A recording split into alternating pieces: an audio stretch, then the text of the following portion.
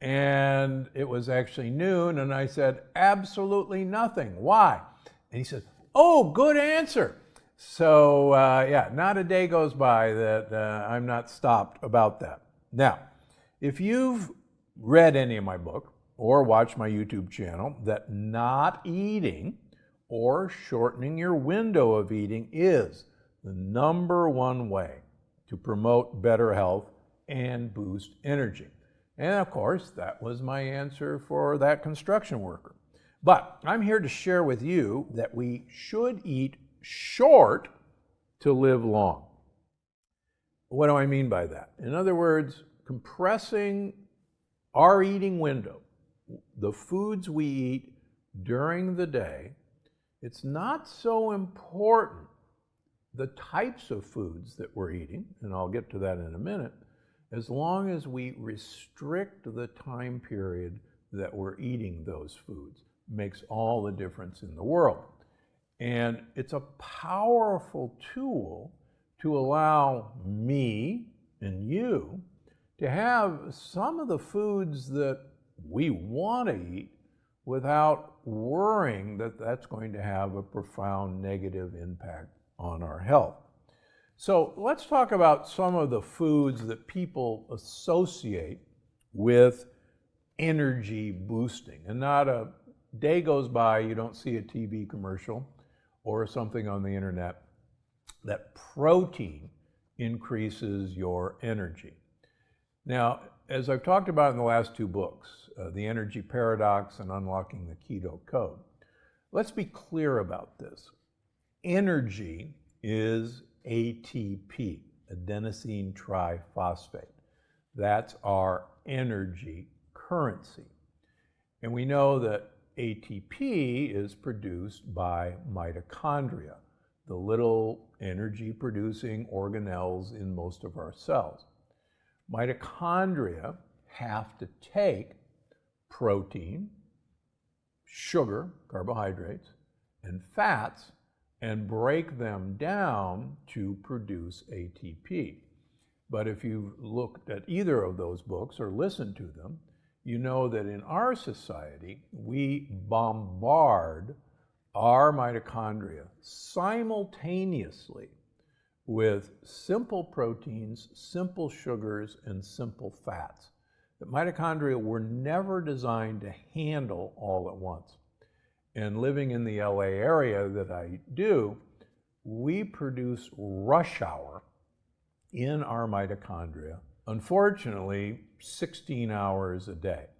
And so energy producing foods like protein, for instance, may have actually the exact opposite effect on producing energy. Plus, be cautious. So many high protein drinks, so many high protein energy bars also are high sugar. And the combo of simple broken down proteins and simple broken down sugars is the perfect way to have gridlock in your mitochondria and actually have less energy rather than more. Another bomb is fruit smoothies. Now everybody knows, oh, fruit's good for me. I'm going to have a fruit smoothie before my workout. It's going to give me so much energy to get through my workout. Well, as human studies have shown, breaking down fruit into simple fructose by using a smoothie, fructose is the #1 way to impair our mitochondrial function in our liver. It actually lessens ATP production and increases fatty liver. And so a fruit smoothie is the last thing you want for energy. But Dr. Gundry, I have to have these things to get through my workout. Well, the exciting thing is, in human trials, exercising on an empty stomach actually has you produce more ATP and get more benefit out of your program than if you ate beforehand. And I like to use the example of my mother and swimming in the summer. Many of you were raised at a time when, after you ate lunch, your mother basically set a timer that you had to wait an hour to go swimming after you ate lunch. And that's because there was an old wives' tale that was partially correct, that if you went swimming before that, you would get cramps and die. And that wouldn't be a good idea. Where did that wives' tale come from?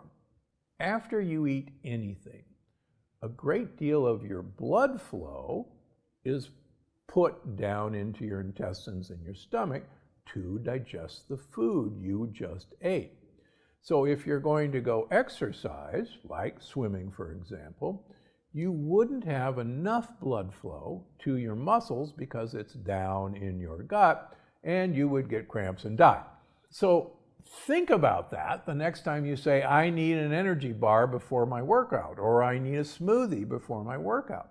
You're actually reducing the amount of blood available to your muscles because a lot of it is down there working. So remember, ATP is energy. Now, getting an energy feeling from coffee or simple sugar has nothing to do with the amount of energy production you're actually doing. And that's the difference. If you want energy, we're talking about taking the workload off of your mitochondria. Lastly, what about a ketogenic diet for athletic performance?